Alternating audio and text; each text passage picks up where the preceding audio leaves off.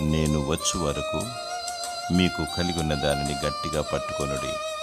ప్రకటన 2వ అధ్యాయము 25వ వచనము.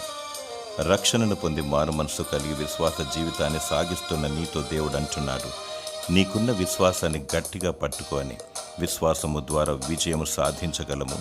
విశ్వాసము లేకుండా దేవుని రాజ్యాన్ని చేరలేము. విశ్వాసము లేకుండా స్వస్థత కలగదు. విశ్వాసము లేకుండా దేవుణ్ణి చూడలేము. రక్షణ, నిరీక్షణ, మారుమనసు మరియు విశ్వాసము చాలా ప్రాముఖ్యమైనది. విశ్వాసము వాక్యము వినుట వలన లభించును.